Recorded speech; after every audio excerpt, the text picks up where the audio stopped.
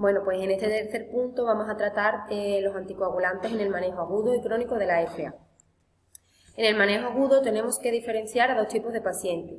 Los pacientes con FA con inestabilidad hemodinámica o FA asociada al síndrome de Wolff-Parkinson-White. Estos pacientes necesitan una cardioversión urgente, por lo que el manejo es extrahospitalario.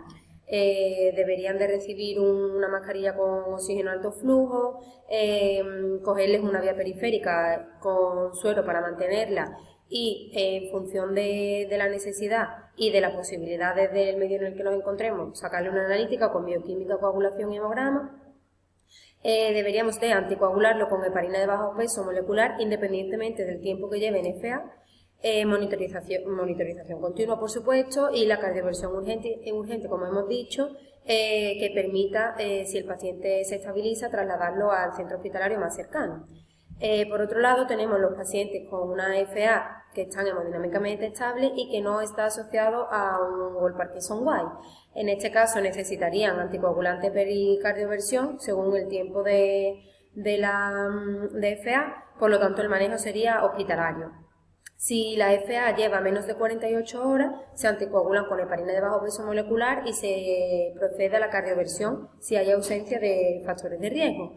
Si la FA, por el contrario, es mayor a 48 horas o es desconocida, estos pacientes deberán de realizarse o un ecocardiograma transesofágico o deberán de ser anticoagulados durante 3 semanas para descartar que haya trombos en la aurícula izquierda o para, si los hay, pues tener el tratamiento adecuado.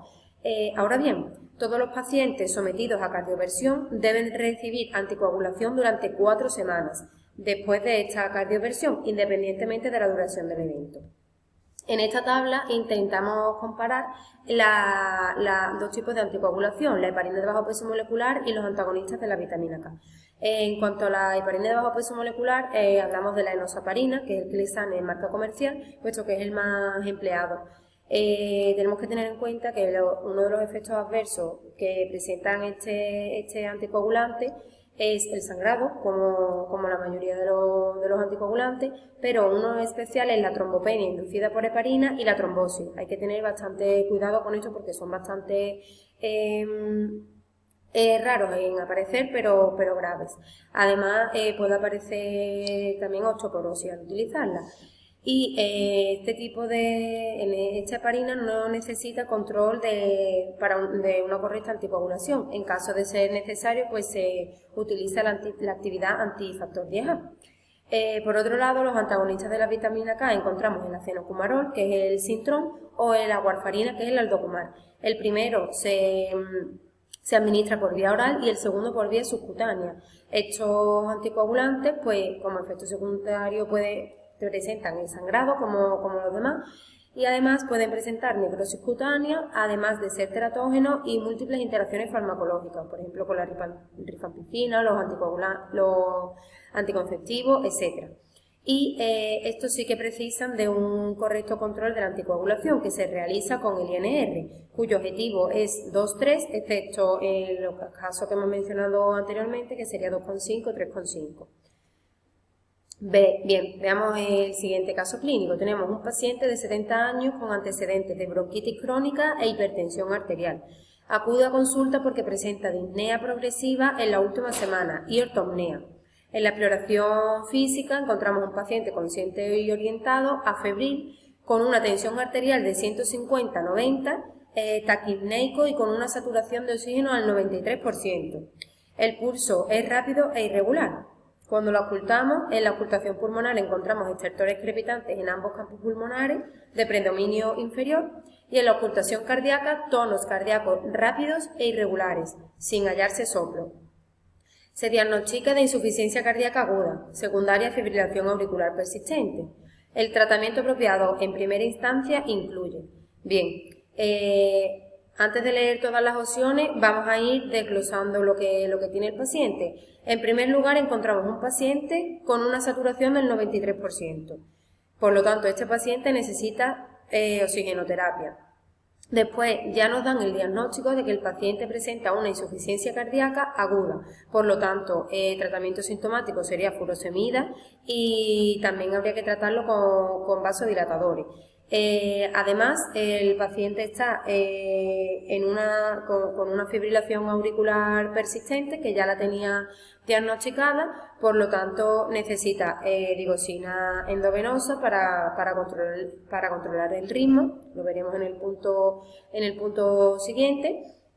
Y como se encuentra en una situación de FA con cierta inestabilidad, el paciente necesita un tratamiento anticoagulante, que en este caso sería con heparina de bajo peso molecular. Por lo tanto, la respuesta correcta efectivamente es la 5.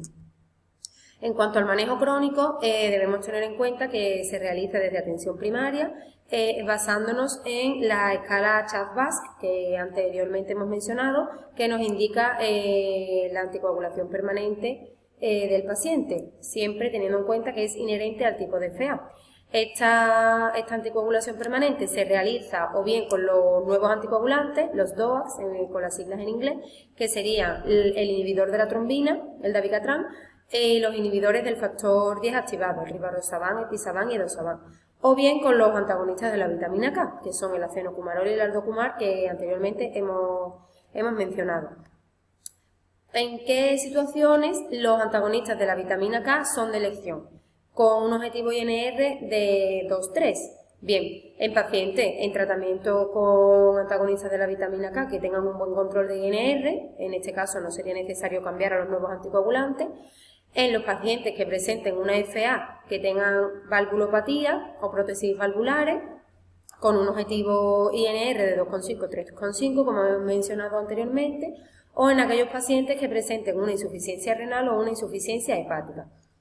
Ahora bien, ¿en qué casos estaría contraindicado el uso de los anticoagulantes? Pues en aquellos pacientes que no sean colaboradores, que no estén supervisados, que presenten una hipertensión grave o no esté controlada, que tengan alteraciones de la hemostasia, que presenten una hemorragia aguda, una intervención quirúrgica reciente o prevista a corto plazo, o en pacientes embarazados. En esta tabla se habla acerca de los nuevos anticoagulantes, que ya sabemos que son de elección en la anticoagulación permanente de los pacientes NFA. En ella se recoge la posología. Simplemente mencionar que tanto el dabigatran como el apisaban tienen una vida media de 12 horas, por lo tanto necesitarían 2 dosis al día, y el rivaroxaban y el edosaban pues solamente una al día. El ajuste de las dosis, tener en cuenta que cuanta más edad tenga el paciente, pues habrá que ajustarlo, y además, muy importante, en todos ajustarlo en función de la función renal, que se mide con el aclaramiento de creatinina. Además, tener en cuenta que, por ejemplo, el dabigatran debe ser ajustado si se está en tratamiento con verapamil.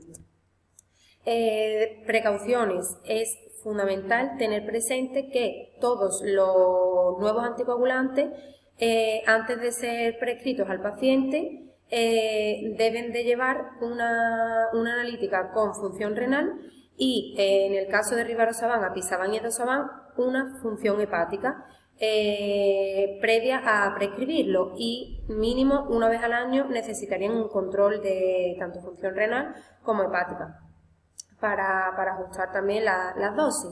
En cuanto a la contraindicación de los fármacos, pues obviamente si hay insuficiencia renal o insuficiencia hepática, si hay una hemorragia activa o un alto riesgo de hemorragia o alguna alteración de la hemostasia, administración concomitante de algunos fármacos que vienen aquí recogidos en la siguiente tabla, y por supuesto si hay alergia al principio activo del fármaco.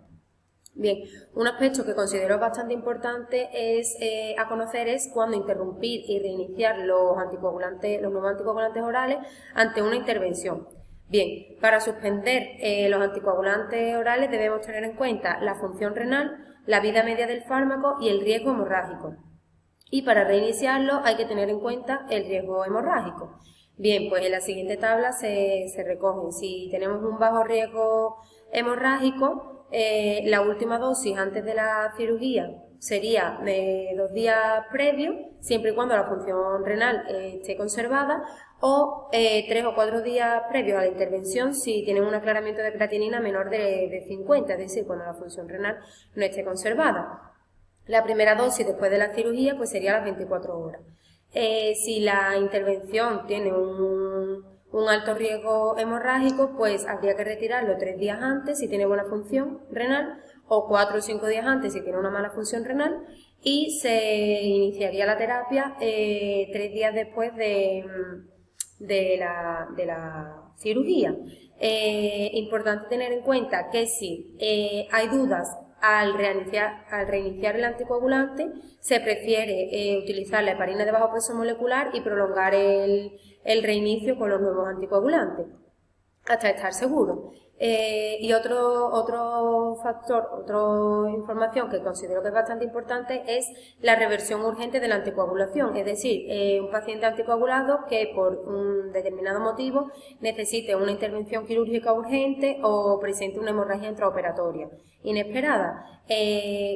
¿Cuáles son estos anticoagulantes que pueden ser revertidos y cuál es el revertor? Bien, pues si estamos anticoagulados con antagonistas de la vitamina K, tenemos 3 opciones. Aportar vitamina K es el que se utiliza menos en caso de la urgencia, puesto que tardan unas 6-24 horas en hacer efecto. Además, debería de complementarse de otros factores. Y por otro lado tenemos o bien el plasma o bien el CCP, que es el concentrado de complejo protombínico. Ambos dos deberían de ser asociados asociarse con vitamina K, presentan riesgo de tromboembolismo, pero son bastante efectivos, tienen su efecto en minutos. Sí, tener en cuenta que el concentrado de complejo protombínico es más caro que el plasma. Luego, si el paciente está anticoagulado con heparina de bajo peso molecular, se utiliza la protamina y también tiene su efecto a los pocos minutos. Y si el paciente está anticoagulado con dabigatran, el reversor sería el hidarocizumab, que también hace su efecto en minutos.